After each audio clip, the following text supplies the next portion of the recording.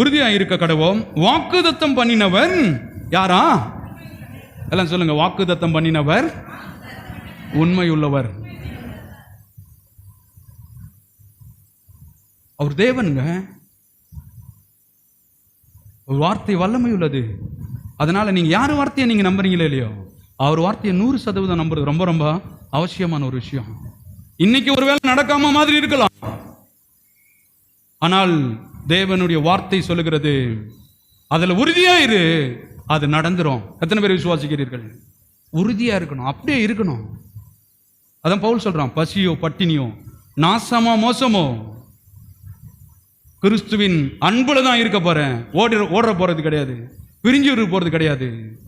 பசியோ பட்னியோ நாசமோ மோசமோ நிறுவனமோ கிறிஸ்துவின் அன்பை விட்டு என்னை எதுவும் பிரிக்க முடியாது. ஏன்னா அதுல நான் அவ்வளவு என்ன சொல்றேன், உறுதியா இருக்கிறேன்.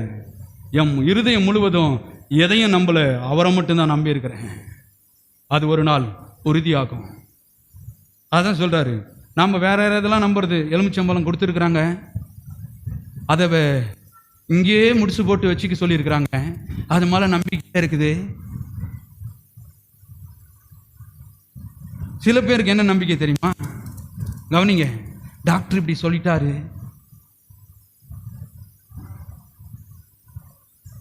டாக்டர் சொல்லட்டும், சூழ்நிலை சொல்லட்டும், 1000 பேர் 1000 சொல்லட்டும், உங்க வீட்டில் கர்த்தருடைய வார்த்தைக்கு விரோதமாய் 1000 சூழ்நிலைகள் எழும்பட்டும். தேவன் சொல்லுகிறார், சூழ்நிலையை பெருசா நீங்க பார்க்காதீங்க, சூழ்நிலையை பெருசா நீங்க உங்க இருதயத்தில் அதை பிக்கப் பார்க்காதீங்க. ஆண்டவர் சொல்றாரு, சூழ்நிலையை காட்டிலும் தேவன் பெரியவர். எத்தனை பேர் விசுவாசிக்கிறீர்கள்?